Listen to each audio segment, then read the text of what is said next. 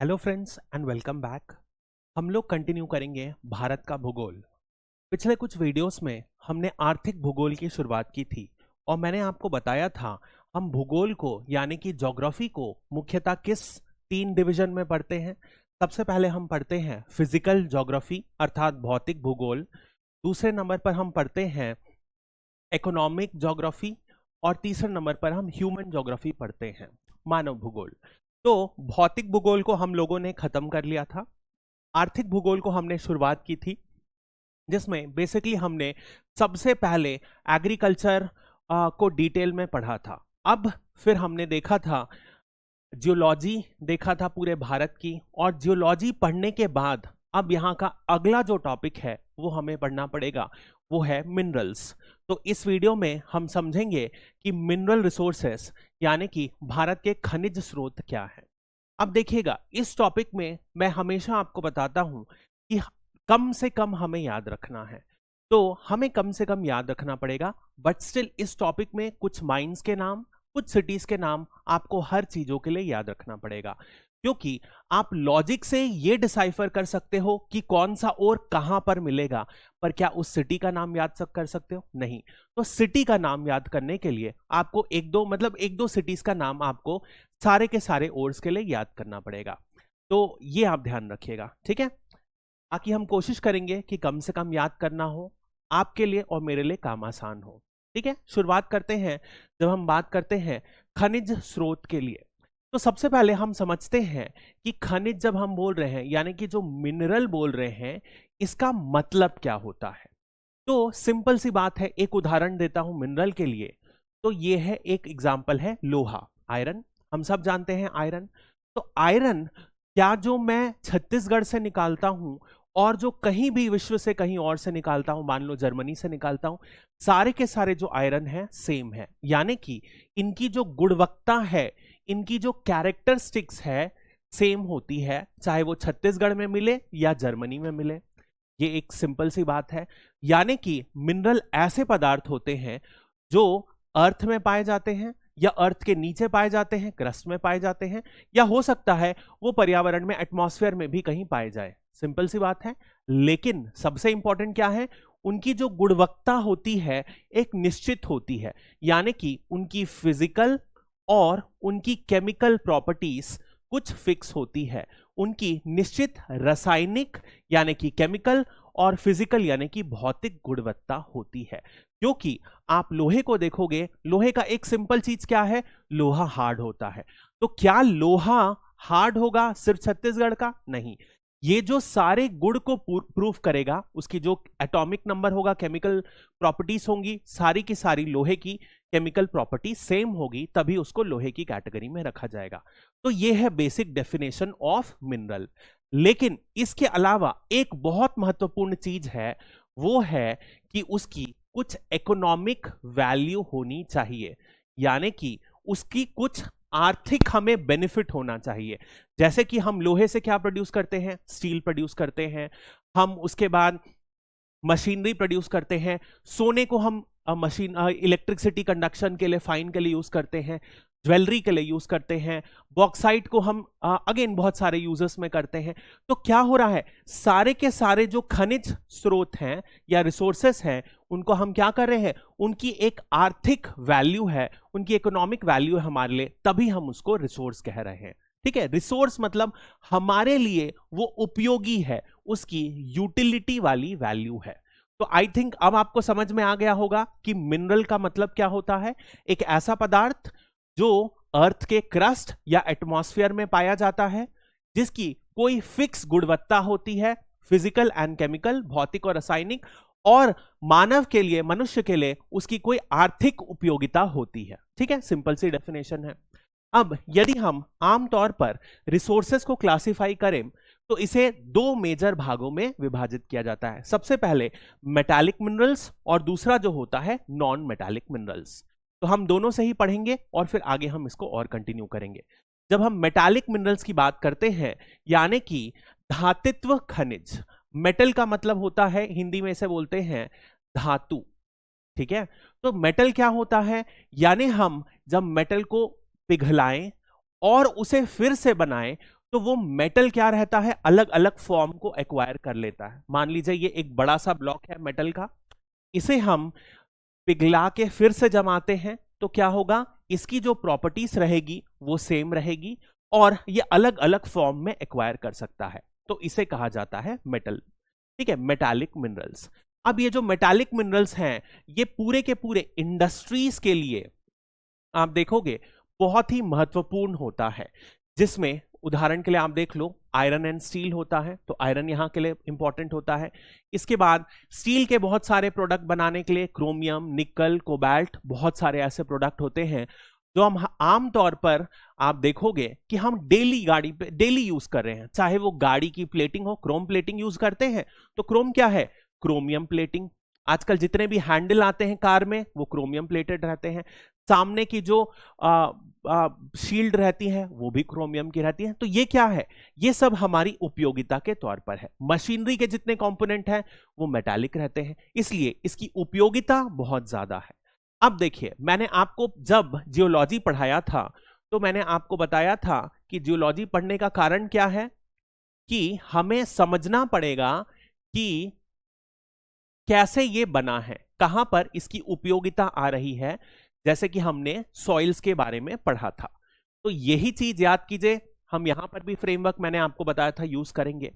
तो जब हम ये भारत का मैप देखते हैं तो याद कीजिए मैंने आपको बताया है कि ये जो पूरा क्षेत्र है ये कौन सा है, डेक्कन प्लेट्यू है।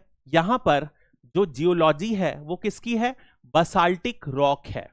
ठीक है, हमने पढ़ा है यहां पर जब मैग्मा निकला था, जो लावा ज्वलनशील पदार्थ निकला था, उसकी वजह से ये पूरा का पूरा डेक्कन का पठार बना है। इसके अलावा मैंने आपको यह भी बताया है जितने भी इन क्षेत्र में हैं, तटीय क्षेत्रों में, यहां पर जो है डिपोजिट्स पाए गए हैं, जलोढ़ पदार्थ, एल्यूवियल डिपोजिट्स पाए गए हैं। लेकिन यदि हम बचे कुचे पेनिनसुला प्रायद्वीपीय पठार में देखें तो ये किसका बना है, याद कीजिए मैंने आपको बनाया था ये आर्कियन रॉक्स का बना है। आर्कियन रॉक्स विश्व के सबसे पुराने रॉक हैं, इन्हें प्री कैम्ब्रियन रॉक भी कहा जाता है। और मैंने आपको बताया था कि जब इनसे जो ज्वालामुखी निकलती है वो क्या हुआ, मिलियंस ऑफ ईयर में इससे जो ज्वाला निकला, मैग्मा निकला, वो मिलियंस ऑफ ईयर में सॉलिडिफाई हुई है और इससे रॉक्स बना है। इसी वजह से इनमें आप देखोगे जितने भी मेटालिक मिनरल्स इंडिया में पाए जाते हैं वो प्रायद्वीपीय पठार के इन्हीं क्षेत्रों में पाए जाते हैं। बाकी जितने भी एरिया हैं, चाहे वो नॉर्दर्न प्लेन्स हो या हिमालय है, वहां पर बहुत ही कम मेटालिक मिनरल्स पाए जाते हैं।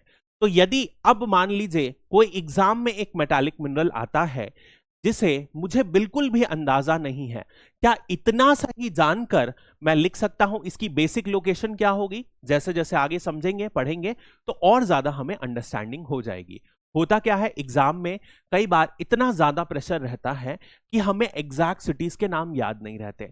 तो यदि हम उसका फॉर्मेशन पढ़े रहे तो एक बेसिक आइडिया लगा सकते हैं कि अब जैसे मैं समझ रहा हूं आयरन है, तो आयरन कहीं ना कहीं इसी क्षेत्र में होगा। और आप देखोगे जब हम आयरन के बारे में पढ़ेंगे तो वो मुख्यतः 2-3 बेल्ट में ही पाए जाते हैं, इन्हीं एरिया में।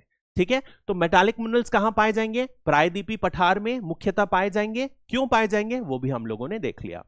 ठीक है, अब देखिए ये जो मेटालिक मिनरल्स होते हैं ये मुख्यतः आप देखोगे तो ये 2 प्रकार से इन्हें विभाजित किया गया है। सबसे पहला कहते हैं फेरस मिनरल और दूसरा जो कहते हैं नॉन फेरस मिनरल।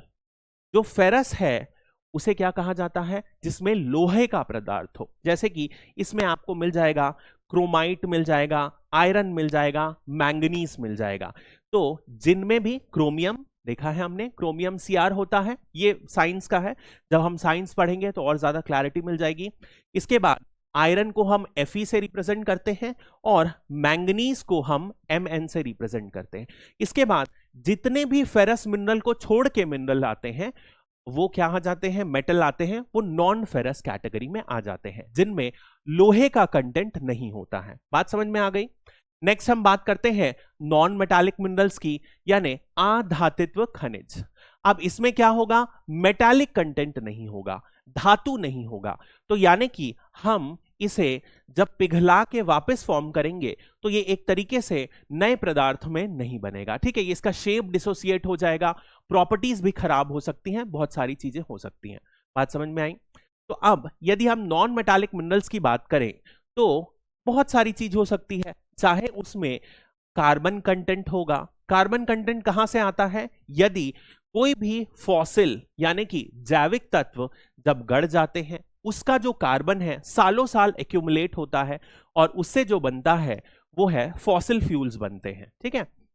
ये फॉसिल फ्यूल्स में आप देखोगे, आगे हम डिटेल में पढ़ेंगे, तो चाहे पेट्रोलियम आ जाएगा, चाहे कोल आ जाएगा, कोयला आ जाएगा, ये सब इस कैटेगरी में आते हैं। ये एक पहला कैटेगरी है। सेकंड जो है, आप देखोगे बहुत सारे अदर प्रोडक्ट्स भी आते हैं, जैसे कि कुछ ग्रेफाइट हो गया, ठीक है, अबरक हो गया, जिसे अपन मिका कहते हैं, लाइमस्टोन हो गया, डोलोमाइट हो गया, जिनमें मेटल कंटेंट नहीं है, धातु का पदार्थ नहीं, धातु नहीं प्रेजेंट है, फिर भी ये इंपॉर्टेंट है, ठीक है। एक एक को पढ़ेंगे अब हम। सबसे पहले हम बात करेंगे जो मिनरल रिसोर्सेस इन इंडिया। अब देखो, यदि आप भारत को देखोगे तो भारत में कुछ ऐसे क्षेत्र हैं, कुछ ऐसी बेल्ट हैं जहां पर मैक्सिमम जो मिनरल रिसोर्सेस हैं पाए गए हैं, ठीक है। मुख्यतः यदि हम देखें तो 5 ऐसी बेल्ट है जहां पर ऐसे खनिज पदार्थ पाए गए हैं। बात समझ में आई? इसी को हम कहते हैं मिनरल रिसोर्स बेल्ट, ठीक है। ऐसा क्यों हुआ गया है?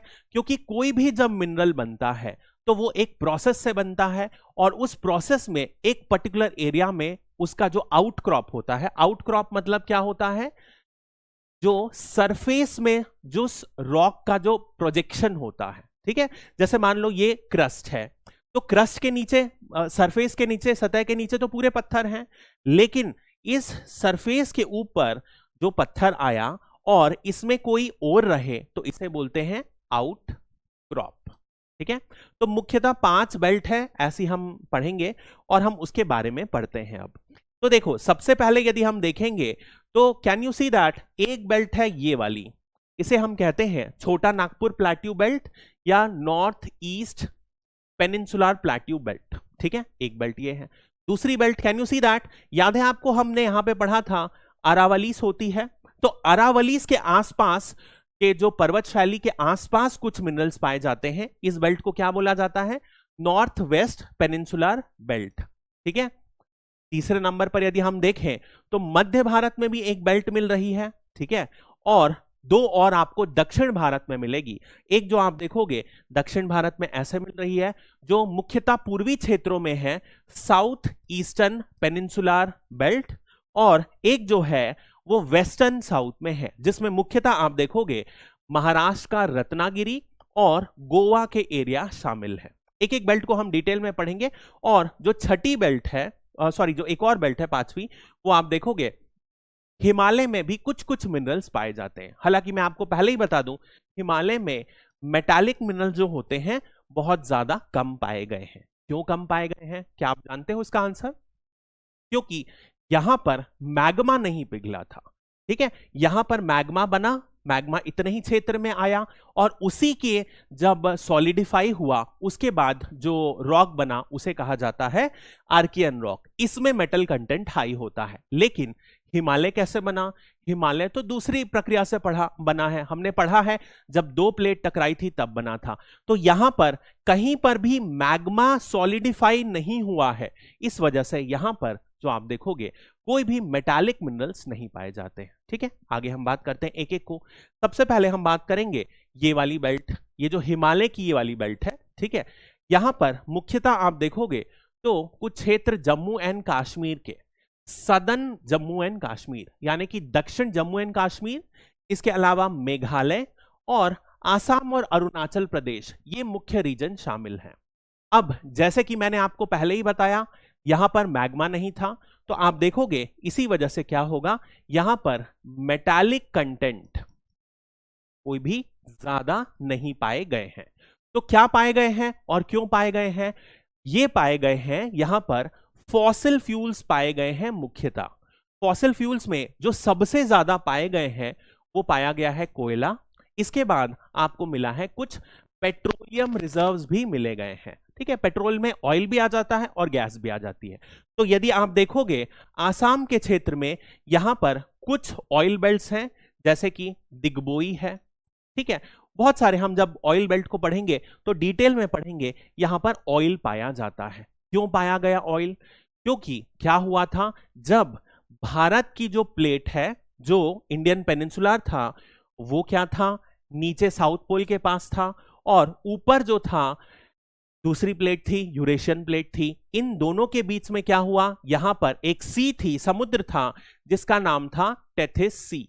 तो यहां पर बहुत सारे जैविक पदार्थ, जो जितने भी लिविंग बींग्स थे, यहां पर जमा हुए, और जब ये दोनों प्लेट एक दूसरे के साथ मिली तो इसी से फॉसिल फ्यूल्स की फॉर्मेशन हुई। बात समझ में आई? इसी वजह से आपको हिमालय की जो एरियाज हैं, यहां पर आपको क्या मिलेंगे, कुछ फॉसिल फ्यूल्स मिलते हैं। बात समझ में आई? जिसमें मुख्यतः कोयला और पेट्रोलियम मौजूद है, ठीक है, एक पहली चीज। अब इसी में यदि आप देखोगे, यदि मैं कोयले की वैरायटी बताऊं तो मैं आपको बताता हूं, ये जो कोल है बेहद ही घटिया क्वालिटी का कोल है। इस कोल को हम कहते हैं टर्शियरी कोल, ठीक है, तृतीय युग में ये बना, इसी वजह से इसे कहते हैं टर्शियरी कोल।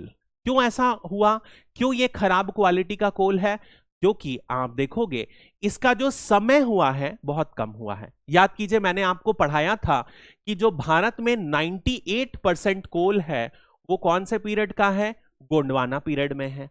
तो यानी कि हमें क्या पता चला, सिर्फ और सिर्फ भारत का 2% जो कोयला है वो तृतीय युग का है, पहली चीज। और क्योंकि ये बिल्कुल अभी अभी का है, जब हिमालय का गठन हुआ था, फॉर्मेशन हुआ था, संरचना हुई थी, इसी वजह से आप देखोगे ये कोल में जो कार्बन कंटेंट है बहुत ज्यादा कम है, और जो गैसियस कंटेंट है ज्यादा है, इसलिए बहुत ही बेकार क्वालिटी ऑफ कोल है, ठीक है। अब और बात करते हैं, अगला हम बात करते हैं उत्तर पूर्वी यानी कि नॉर्थ ईस्टर्न बेल्ट। तो जब हम नॉर्थ ईस्टर्न बेल्ट की बात करें तो ये बात कर रहा है छोटा नागपुर, मुख्यतः जो है प्लेट्यू, उसमें पाया गया है। तो इसमें यदि हम देखें तो कौन कौन से राज्य आ जाएंगे, झारखंड आ जाएगा, इसके बाद आप देखोगे छत्तीसगढ़ आ जाएगा, उड़ीसा आ जाएगा, वेस्ट बंगाल आ जाएगा, ये मुख्य राज्य आएंगे। कुछ पोर्शन ऑफ एमपी भी आता है, हालांकि एमपी आप ना भी लिखो चलेगा। तो मुख्यतः ये 4 राज्य हैं जो आएंगे, ठीक है।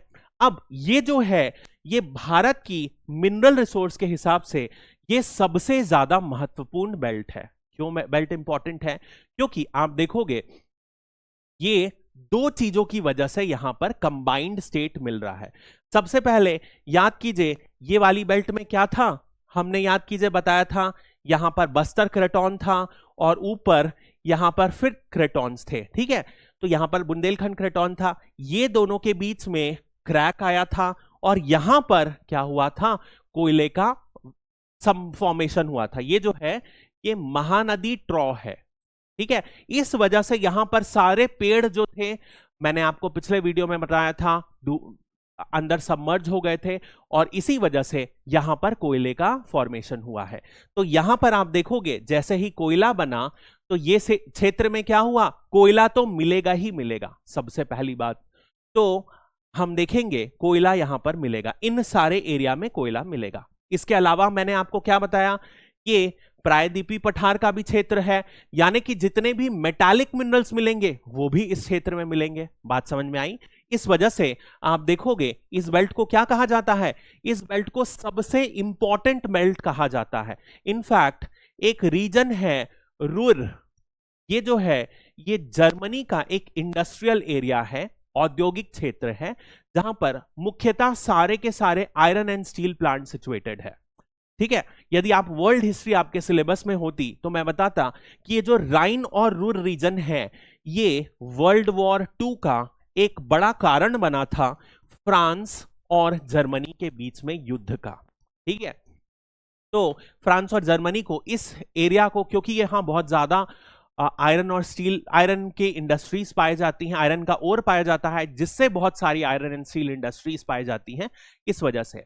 यानी कि भारत का मुख्यतः जो सबसे महत्वपूर्ण मिनरल बेल्ट है वो कौन सी है, यही वाली बेल्ट है, ठीक है। इसमें यदि आप देखोगे तो आप देखोगे लोहा 90%, क्रोमियम 90% और काइनाइट जो है 100% यहीं पर पाई जाती है। इसके अलावा जितने भी आयरन से रिलेटेड मिनरल्स हैं, फेरस मिनरल्स जैसे कि आयरन खुद, क्रोमियम, मैंगनीज, सब के सब यहां पाई जाएंगी। अन्य मेटालिक धातु भी यहां पाई जाएंगी और कोयला तो बहुत मात्रा में हमने देखा 90% भारत का कोयला यहीं पर पाया जाता है। ठीक है, जितने भी एसोसिएटेड हैं वो यहां पर आपको मिल जाएगी। तो भारत का 93% लौह आयस्क उत्पादक यहीं से होता है और यहां से बड़ी मात्रा में कोयले का भी उत्पादन होता है। समझ में आ गया? यही तथ्य के आधार पर आप ये स्टैब्लिश कर सकते हो कि ये जो बेल्ट है सबसे महत्वपूर्ण बेल्ट है। ठीक है, अब देखो एग्जाम में क्या हुआ, याद नहीं रहते हैं फिगर कई बार, तो आप क्या कर दो, कुल मिला के क्या मैं ऐसे लिख सकता हूं, इंडिया का अबाउट 85% कोल एंड आयरन इसी बेल्ट से प्रोड्यूस होता है। तो ये भी हो गया, एक अप्रोक्सीमेट डेटा मेरे को मालूम चल गया। थर्ड बेल्ट में हम आते हैं, वो जो है north western region. North western region मतलब कि ये देखिए अरावली बेल्ट। अब देखिए इसमें समझते हैं कि क्यों ऐसे रिसोर्सेस बने। सबसे पहले ये वाला क्षेत्र यहां पर कौन सा है, अरावली माउंटेन है पहली चीज। तो ये वाला क्षेत्र जो है ना, आप देखोगे टर्शरी युग में, तृतीय युग में क्या हुआ था, ये पूरा का पूरा क्षेत्र राजस्थान, गुजरात, ये सी के अंडर था। ठीक है, पानी में सबमर्ज था। क्योंकि पानी में सबमर्ज था तो जितने भी मिनरल्स जो समुद्र के पानी से बनते हैं, जैसे नमक हो गया, बहुत सारे अदर सॉल्टी कंटेंट्स होते हैं मिनरल्स में, वो यहां पर आप देखोगे मिलते हैं। क्यों मिला, समझ में आ गया?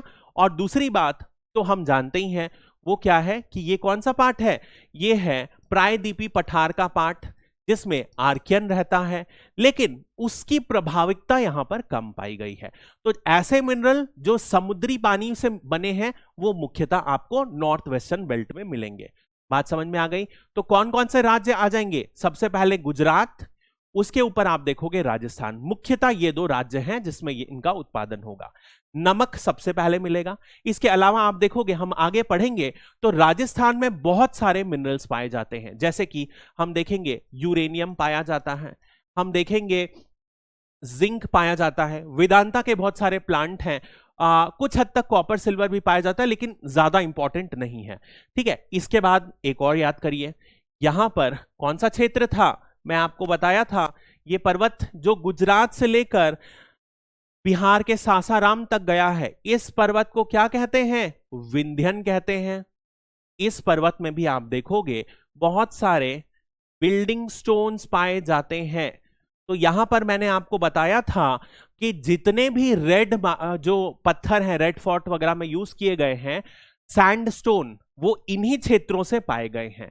तो आप देखोगे जब हम मध्य बेल्ट की बात करेंगे, मिनरल बेल्ट की, और नॉर्थ वेस्ट, यहां पर बिल्डिंग स्टोन्स भी पाए जाएंगे। ठीक है, इसी वजह से आप देखोगे जैसे राजस्थान में एक जगह है मकरान, वहां पर आप देखोगे क्या मिलता है, मार्बल वहां का बड़ा फेमस है। क्यों फेमस है? क्योंकि इसी क्षेत्र में सारे सेडिमेंट डिपॉजिट हुए हैं और उससे सालों में मार्बल बना है। ठीक है, नेक्स्ट हम बात करते हैं सेंट्रल खनिज बेल्ट। तो सेंट्रल खनिज बेल्ट यदि आप देखोगे फिर से, तो ये देखो, ये कौन सी बेल्ट है, अभी हमने पढ़ा छोटा नागपुर प्लेट्यू की बेल्ट है जो नॉर्थ ईस्ट में है। ठीक है, इसी की जो एक्सटेंशन है, समझ में आया, इसी का जो विस्तार है वो मध्य भारत की तरफ हुआ है और इसी को हम कहते हैं सेंट्रल बेल्ट। अब बिकॉज इसी का विस्तार है तो कौन कौन से रिसोर्सेस पाए जाएंगे, जो रिसोर्सेस नॉर्थ ईस्टर्न बेल्ट में पाए गए हैं, यानी कि कोल एक बड़ी मात्रा में पाया जाएगा। और इसी वजह से आप देखोगे जो छत्तीसगढ़ का उत्तरी भाग है, जो सरगुजा डिवीजन हो गया, वहां पर अच्छा मात्रा में कोल मिलता है। कोयला, ये आप कोरिया देख लो, बलरामपुर देख लो, सरगुजा देख लो, विश्रामपुर, ये सारे क्षेत्रों में अच्छा खासा कोयल मिलता है, कोरबा हो गया। और यदि मध्य प्रदेश का पूर्वी भाग देखोगे आप, ईस्टर्न पार्ट, तो वहां पर शहडोल है, वहां पर भी अच्छा कोयला मिलता है। तो ये सब किस लिए है, ये क्योंकि यहीं पर जो ग्रैबॉन बना था, जो गड्ढा बना था, जिसमें कोयले का उत्पादन हुआ है समय के साथ। बात समझ में आ गई? तो इसमें एक आपको मिलेगा छत्तीसगढ़ में, यहां पर मिलेगा आयरन। क्यों आयरन मिलेगा, याद कीजिए, हम जब पढ़ेंगे आगे तो इस क्षेत्र में, छत्तीसगढ़ के दक्षिण क्षेत्र में हम देखेंगे कुछ मेजर माइंस है जैसे कि दल्ली राजहरा है, बैलादिला है, ये यहीं पर पाए जाते हैं। क्यों मिलता है? अगेन क्योंकि ये आर्कियन समय के नाम से मिला है। ठीक है, पहली चीज। इसके अलावा बिलासपुर में लाइमस्टोन बड़ी मात्रा में पाया गया है। ठीक है, इससे सीमेंट उद्योग, इसी वजह से आप देखोगे बिलासपुर के आसपास बहुत बड़ी मात्रा में सीमेंट के उद्योग सेटअप किए गए हैं। ठीक है, इसके अलावा फिर कोयला तो मिलता ही है और कुछ और खनिज पदार्थ मिलते हैं जैसे बॉक्साइट वगैरह, पढ़ेंगे आगे हम जब सबको करेंगे तो। नेक्स्ट हम अगली बात करते हैं दक्षिण यानी कि सदर्न बेल्ट। अब देखिए सदर्न बेल्ट में यदि हम बात करें तो दो बेल्ट हैं, आप देखिएगा। एक है साउथ वेस्टर्न बेल्ट जो मुख्यतः आप देखोगे कौन कौन से राज्य में है, ये है महाराष्ट्र। महाराष्ट्र का दक्षिणी एरिया जो है, दक्षिण क्षेत्र है, ये मौजूद रहता है। इसमें मुख्यतः कौन सा एरिया है जो महत्वपूर्ण है, वो है रत्नागिरी। रत्नागिरी वही रत्नागिरी जहां पर हाफूस आम फेमस है, अल्फांसो मैंगो, वही वाला रत्नागिरी। यहां पर आप देखोगे आयरन बड़ी अच्छी क्वालिटी का मिलता है। ठीक है, अगली बात हम देखेंगे तो गोवा। गोवा में भी आप, गोवा के दो भाग में विभाजन है, उत्तरी गोवा और दक्षिणी Goa, north and south Goa. दोनों में आप देखोगे आयरन बहुत अच्छी मात्रा में पाया जाता है, बहुत ही अच्छी। तो मुख्यतः जो साउथ वेस्टर्न यानी कि दक्षिण पश्चिमी बेल्ट है वहां पर क्या मिलता है, मुख्यतः आप देखोगे लोहा ही मिलता है। ठीक है, यही आपको ध्यान रखना है। इसके अलावा यदि हम सदर्न बेल्ट देखें तो सदर्न बेल्ट में आप देखोगे फिर से कुछ कुछ क्षेत्र, जैसे हम यदि मैप के जरिए समझने की कोशिश करें तो ये कौन कौन से क्षेत्र आ गए, यहां पर आ गया कर्नाटक, इधर आ गया, नीचे कौन सा क्षेत्र आ गया, यहां पे कुछ क्षेत्र तमिलनाडु के भी आ गए, इसके बाद आंध्र प्रदेश, तेलंगाना, ये मुख्य राज्य आ गए। ठीक है, इन राज्यों में क्या क्या मिलता है तो देखते हैं। सबसे पहले यदि हम तमिलनाडु की बात करें तो तमिलनाडु में एक प्रकार का कोल मिलता है जो खराब क्वालिटी का है, उसे हम कहते हैं लिग्नाइट कोल। तो ये लिग्नाइट कोल जो है सबसे ज्यादा मिलता है नेव्याली में। ठीक है, ये दुनिया की सबसे बड़ी मैकेनाइज्ड माइंस है लिग्नाइट की, एशिया की, शायद एशिया की, दुनिया की नहीं। बहुत ही बढ़िया माइंस है, मैं खुद इस माइंस में विजिट किया हूं। जो प्रोडक्शन है बहुत ही ज्यादा बढ़िया होता है, पूरा पूरा मैकेनाइज्ड है। ठीक है, ये हो गया। इसके बाद आप यदि तेलंगाना में देखोगे तो बॉक्साइट और कुछ और अन्य क्षेत्र हैं जहां पर मुख्यतः क्या पाया जाएगा, दो धातु पाए जाएंगे। एक मेटालिक, मेटालिक में मुख्यतः आप देखोगे आयरन पाया जाएगा और कुछ नॉन मेटालिक कंटेंट भी पाए जाएंगे, जैसे कि आप देखोगे आंध्र प्रदेश में कुछ मेटालिक कंटेंट्स पाए जाएंगे जिसमें मिका पाया जाता है। आप इसके अलावा देखोगे क्रोमियम पाया जाता है, छोटे छोटे पदार्थ। अब प्रश्न ये उठता है कि सर हम क्या एक एक चीज याद रखें? कुछ चीजें आपको इसमें याद रखना पड़ेगा, जैसे कि मैंने आपको छोटा नागपुर बेल्ट में क्या बताया कि कितने प्रतिशत कोल आयरन प्रोड्यूस होता है, वो डेटा यदि आप याद रखेंगे अच्छा रहेगा। मिनरल के 4-5 टाइप आप सबके याद रखिएगा। मेटालिक मिनरल कौन से प्रोड्यूस होते हैं, इसके अलावा नॉन मेटालिक कौन से प्रोड्यूस होते हैं। ये क्लासिफिकेशन से 2-2, 3-3 मिनरल भी आप यदि कर लेंगे तो एग्जाम पर्सपेक्टिव से आपका हो जाएगा। रही बात प्रीलिम्स के, यदि प्री में कोई क्वेश्चन आता है तो वो तो मैंने आपको एक लॉजिक बता दिया है कि जहां पर भी आर्कियन है वहीं पर मेटालिक पाया जाएगा और कोयला कहां बनता है वो बता दिया। इस तरीके से लॉजिक से आप निकाल सकते हो कि कौन सा मिनरल कहां पाया जाएगा। ठीक है, अब हम एक एक मेटल को उठाएंगे और करेंगे। तो सबसे पहले हम बात कर रहे हैं आयरन ओर की। ठीक है, ऑलरेडी मैंने बता दिया है आयरन ओर कैसे बनता है। तो जो क्षेत्र जो क्षेत्र में आर्कियन रॉक्स हैं वहीं पर बनेगा। तो ये जो ये वाला क्षेत्र है प्रायद्वीपीय पठार वाला क्षेत्र है, ठीक है, इन क्षेत्रों में क्या होगा, यहीं पर आप देखोगे लोहे का कंटेंट बनेगा। इसी क्षेत्र में आप देखोगे लोहे का कंटेंट मुख्यतः बनेगा और इसी में हम देखेंगे क्यों लोहे का कंटेंट बनेगा, क्योंकि यहीं पर जो मैग्मा निकला है आर्कियन फेस का वो यहीं पर स्थित है और इसी वजह से ये जो है पूरे भारत का बेसमेंट बनाता है। याद कीजिए हमने प्री कैम्ब्रियन पीरियड में इसको आर्कियन को अच्छे से पढ़ा है। तो अब आप देखते हैं एरिया वाइज देखते हैं कौन कौन से हैं।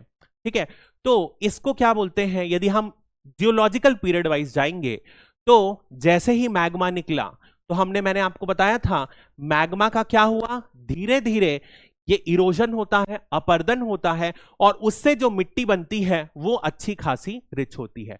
तो यहां से कौन सी बनेगी? कडप्पा और धारवाड़, मुख्यतः ये दो युग हैं जहां की मिट्टियों में आपको लोहे का कंटेंट ज्यादा पाया जाएगा। कभी कभी पूछा जाता है कडप्पा और धारवाड़, तो याद कीजिए सबसे पहले मैंने आपको बताया था आर्कियन। आर्कियन यानी कि जो पुराना रॉक है, पुराना रॉक का जब क्या हुआ? अपर्दन हुआ, तो उससे क्या बना? ये बना आपका धारवाड़। और जब ये दोनों शैलियों का और ज्यादा अपर्दन हुआ तो वहां से बनता है कडप्पा। तो ये दो श्रेणी है जिसमें लोहा भरपूर पाया जाता है।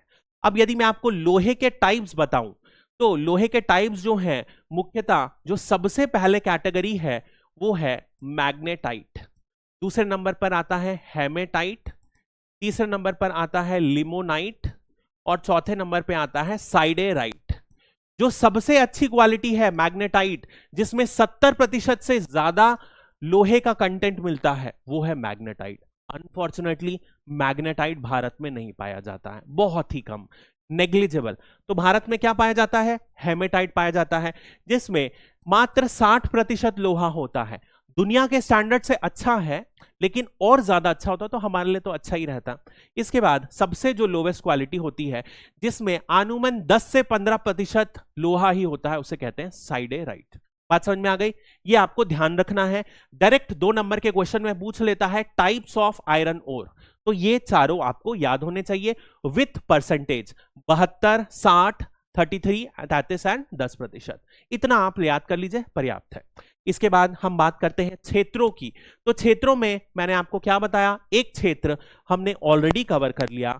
वो क्षेत्र कौन सा है? ये वाला क्षेत्र, साउथ वेस्टर्न बेल्ट, जिसमें मैंने आपको क्या बताया? महाराष्ट्र में रत्नागिरी और नॉर्थ गोवा, साउथ गोवा में आपको आयरन ओर मिलेगा। पहली बेल्ट समझ में आ गई, साउथ वेस्टर्न बेल्ट। इसके बाद दूसरी बेल्ट में आते हैं।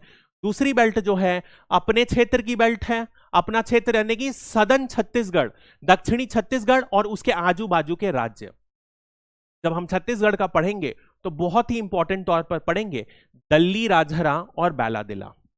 बैलादिला जो है एशिया की सबसे बड़ी मैकेनाइज्ड माइंस हैं जो आयरन के लिए यूज है। ठीक है, इसके अलावा दल्ली राजहरा जो इनिशियली भिलाई स्टील प्लांट के लिए सप्लाई करती है, और बैलादिला भी भिलाई स्टील प्लांट के लिए एस्टैब्लिश करती है। इसके अलावा आप देखोगे मध्य प्रदेश में चंद्रापुर पाया जाता है, और यदि आप देखोगे यहीं पर उड़ीसा में भी कोरापुट है, वहां पर भी लोहा मिलता है। ये जो है ये 2 बेल्ट हमने कर ली। थर्ड बेल्ट जो हमने ऑलरेडी बताया वो कौन सी है? वो पाई जाएगी छोटा नागपुर की बेल्ट। इस छोटा नागपुर में आप देखोगे मुख्यतः उत्तरी उड़ीसा में और दक्षिणी झारखंड में पाया जाता है। ठीक है, उत्तर का Orissa, northern parts of Orissa and southern parts of Jharkhand. अब क्या मुझे एक एक जगह याद रखनी है? नहीं भैया, 2-3 याद कर लो काफी रहेगा। क्यों? ऐसा मैं क्यों बोल रहा हूं? अब देखिए यहां पर जितने भी मेटालिक मिनरल्स हैं उनकी सब में कोई भी नाम लिख दोगे ना इंच का, आपका काम बन जाएगा। क्या सिर्फ लोहा पाया जाता है? नहीं, लोहे के साथ आप देखोगे अदर मेटालिक मिनरल्स भी इन्हीं क्षेत्रों में पाया जाता है। तो एक एक नाम आपको याद रख लेना है। जैसे कि आप यहां पर उड़ीसा में याद कर सकते हो संबलपुर, सुंदरगढ़, सिंहभूम, मयूरभंज, देओंझार, ये 4 नाम याद कर लो। मयूरभंज, ठीक है, संबलपुर, कटक, ये जो है बहुत कॉमन नाम है। इनमें आप देखोगे मुख्यतः सारे के सारे जो हैं मिनरल्स मिल जाएंगे, और लोहा भी आपको यहां पर मिल जाएगा। लास्ट जो बेल्ट है वो कहां पर मिलेगा? वो आपको मिलेगा कर्नाटक में और आंध्र प्रदेश में। तो कर्नाटक की जो एक मुख्य बेल्ट है वो है चिकमंगलूर। यहां पर बहुत अच्छा लोहा मिलता है, हेमेटाइट क्वालिटी का मिलता है, और इसी का जो एक्सटेंशन है वो आंध्र प्रदेश में आपको अनंतपुर जिले में मिलेगा। ठीक है, अनंतपुर में आपको मैं एक बात बता दूं, सोना भी मिलता है, तो बहुत फेमस है अनंतपुर। एक्चुअली मेरा एक एनआईटी का, मैं एनआईटी से पास आउट हूं, तो एनआईटी का एक फ्रेंड था, वो अनंतपुर का था, तो I have had the privilege कि मैं अनंतपुर विजिट करूं। एक बहुत ही सूखा पड़ा रहता है इस जगह में, फिर भी वहां पे जो विकास हुआ है बड़ा अच्छा हुआ है। ठीक है, तो अनंतपुर और यहां पर चिकमंगलूर और बेलारी, ये मुख्यतः आपके 4 बेल्ट हैं जहां पर आयरन का उत्पादन होता है। अब देखिए एक बड़ी दुर्भाग्य चीज है जो मैं आपको बता रहा हूं कि भारत में लोहे का उत्पादन तो अच्छा खासा है। इनफैक्ट सबसे ज्यादा जो पूरा उत्पादन होता है वो अपने ही राज्य छत्तीसगढ़ में होता है। लेकिन आप देखोगे जो अभी तक की स्थिति थी, मैक्सिमम जो लोहा था वो बाहर भेज दिया जाता था। जैसे कि छत्तीसगढ़ में आप देखोगे बैलाडिला से निकलता था, वो विशाखापट्टनम भेजा जाता था और विशाखापट्टनम के बाद उसे जापान में समुद्री रास्ते से एक्सपोर्ट कर दिया जाता था। वैसे ही यदि आप देखोगे यहां का भी कुछ जापान में भेजा जाता था, कुछ जर्मनी में भेजा जाता था। इस तरीके से मेजरली हम उसको वैल्यू ऐड करके मशीन तौर पर नहीं बनाते थे, बल्कि हम उसे ही यूज कर लेते, उसे बेच देते थे बाहर। और जापान क्या करता है, मशीनें बना देता है, ऑटोमोबाइल बना देता है और फिर उसे हायर वैल्यू में हमें बेच देता है। ये प्रॉब्लम रही है इंडिया की, मैन्युफैक्चरिंग सेक्टर कमजोर रहा है। तो ये जो है, ये बात हुई किसकी, ये बात हुई है अभी हमारी आयरन ओर की। ठीक है, अब नेक्स्ट हम एक और ओर करते हैं आज की डेट में अभी के लिए, वो है मैंगनीज। सिंपल सी बात है, ये भी एक फेरस मिनरल है। फेरस यानी कि डेफिनेटली मेटालिक होगा। ठीक है, ये ऐसा मिनरल है। तो जहां जहां आयरन पाया जाता है उसी के आसपास आप देखोगे ये क्षेत्र यहीं पर पाया जाता है। इसकी भी ओरिजिन कहां से होगी, वही जो लावा निकला और जो बेसिकली क्रेटॉन बना था जो हमने देखा, इस रॉक्स का अपरदन हुआ तो उससे जो बना धारवार युग, उसी में ये मेनली मैंगनीज भी पाया जाएगा। ठीक है, ज्यादा आपको ध्यान नहीं रखना है। इसके भी दो ओर हैं, याद रखिएगा, सिलोमेलिन एंड ब्रोमाइट, ये दो ओर हैं जिसमें मैंगनीज मिलता है।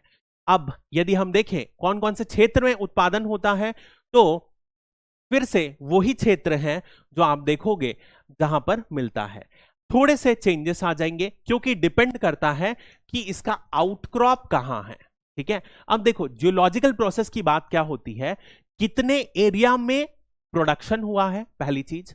तो जैसे कि हम आर्कियन रॉक की बात करें तो ये आर्कियन रॉक में है, पर लोकल स्थिति के हिसाब से क्या होता है, वो रॉक कॉन्सेंट्रेट होता है और उसके बाद उसके कॉन्सेंट्रेट होने के बाद कहां पर वो सतह के ऊपर या सतह के नीचे विस्तारित होता है, उसके आधार पर डिसाइड किया जाता है क्या यहां उत्पादन करना इकोनॉमिकल है कि नहीं। ठीक है, उसी आधार पर होता है। तो यदि हम मैंगनीज की बात करें तो आप मुख्यतः देखोगे ये महाराष्ट्र और एमपी वाली बेल्ट जो है, जिसमें आप देखोगे भंडारा, नागपुर, नागपुर के पास एक छोटा सा टाउन है भंडारा। इसके बाद आप देखोगे मध्य प्रदेश में छिंदवाड़ा और बालाघाट, ये मुख्य सबसे ज्यादा जो उत्पादन है वो इसी बेल्ट में होता है। इसके बाद आप देखोगे कुछ बेल्ट जो है वो यहां पर भी, जो कर्नाटक और गोवा की बेल्ट है, यहां क्यों पाया जाता है, क्योंकि हमने देखा यहां पर आयरन ओर मिलता है, तो उसी के साथ और आसपास क्षेत्रों में मैंगनीज पाया जाता है। एक एक नाम आपको याद रखना है। ठीक है, इतना ही है जो आपको ध्यान में रखना है। यदि हम बात करें सबसे प्रथम नंबर पर कौन सा है, महाराष्ट्र है। उसके बाद आप देखोगे बहुत सारे अदर प्रोड्यूसर हैं, कर्नाटक है, एमपी है, ठीक है, आप देखोगे राजस्थान है, ये कई सारे अदर प्रोड्यूसर हैं। मुख्यतः आपको याद रखना है महाराष्ट्र प्रोड्यूस करता है। यदि हम विश्व तौर पर बात करें तो भारत जो है 6th नंबर पर प्रोड्यूस करता है। यदि हम बात करें इसकी यूटिलिटी क्या होती है, तो बेसिकली जो अलॉयज बनाते हैं, ठीक है, मिश्रित धातु बनाए जाते हैं, उसमें लोहे के साथ मैंगनीज को डाला जाता है। बहुत सारे जैसे फॉर एग्जांपल स्टेनलेस स्टील बनाना रहता है तो उसमें भी मैंगनीज डाला जाता है, क्रोमियम डाला जाता है और अलग अलग तरीके के पदार्थ मेटल्स को डाल के बनाया जाता है।